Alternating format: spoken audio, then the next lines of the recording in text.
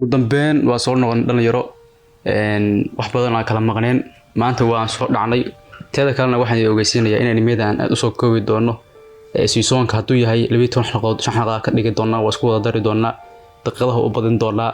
marka diyana hadal ku daalin aan ugu dugalna maanta animageena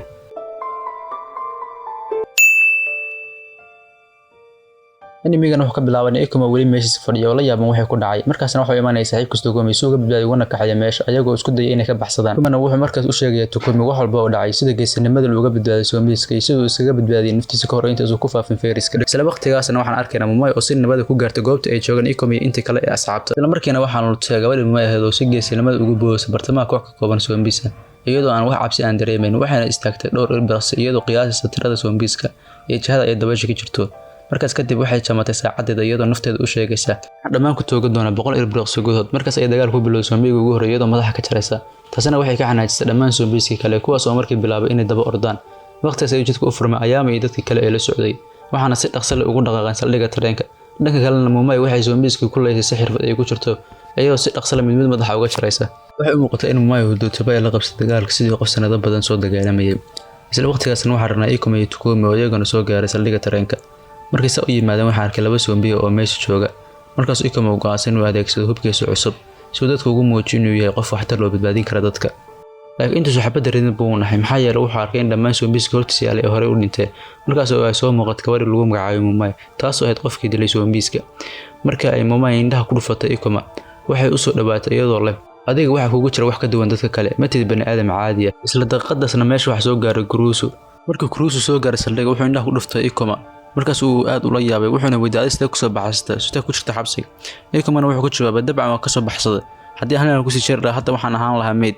hadalada Ikumana waxay keeneen Kurusu inuu ka shakiyo wuxuuna u maleeyay in Ikuma laga yaabo inuu qanay Zombiga sidaa darteed wuxuu go'aansaday inuu dilo ugu hortago faafidda fayraska laakiin markaas ay Mumai si geesinimo uga hortimaada go'aanka iyadoo difaacaysa Ikuma waxayna lahayd wuxuu weli yahay bani aadam caadi ah hadalkaas ayaa sababay in Kurusu ugu dambeyn ogolaado inuu Ikuma raaco tareenka iyo dadkii intiisa kalena mar hore fuuleen tareenkii waxaana la diyaariyay dhammaan wixii looga baahnaa safarka markaas ayay ayaama isticmaashay furaha gaarka ah ee ay haysato si ay tareenka u bilowdo ka hor inta aysan dhaqaaqin ayaama waxay weydiisay aabaheed waxayna ogaanaysay in aan la helin wax raad oo muujinay halka uu joogo sidaa darteed waxay go'aansanayeen inay hadda dhaqaaqaan ka hor inta ay Zombiga gudaha u soo gelin wadba ma ahayd iska jiifanaysaa isla waqtigaas tareenka ayaa bilaabay in dhaqaaq ka baxay saldhigga laakiin baaladii ka baneeyay wali ma aysan si dhiban waxayna weerar xoog ku soo qaaday tareenka ilaa ay ugu dambeyn soo jibeen hanti biyaha taasoo keenaysa toobo culus ay ku soo dhacday qaybta carruurta isla wanaag Ikuma ayaa si degdeg ah u fargelinaya wuxuuna badbaadinaya carruurta ka hor inta aysan toobada ku soo dhicin laakiin lama joogo xilli nasashada baaladii ka baneeyay waxay ugu dambeyn jibinayaan qaybta tareenka ay dadku ku jireen waxayna bilaabayaan inay gudaha u soo galaan si ay dadka u weeraraan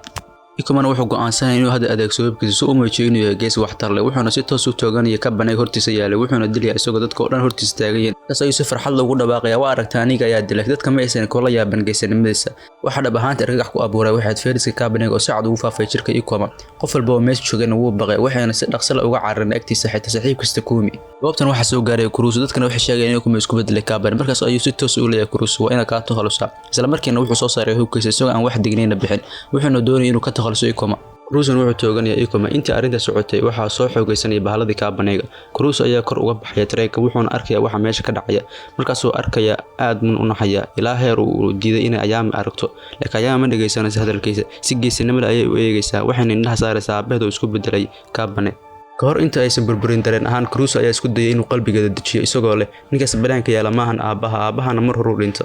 waqtigaasna ayaama waxa loo sheegay in ay tahay qofka mas'uulka ka ah isla markaana weerarkii baalada ka baneeyay ayaa soo kordhaya kooxda ku jirta qolka hagistana waxay arkayaan wax ay ka yaabiyay waxaasoo ah inay arkeen qof bini aadam oo dhex taagan baalada ka baneeyay isagoo mid u layanaya markii Kurusu uu eegay wuxuu arkartay inuu qofkaas uu yahay Ikuma kaasoo weli nool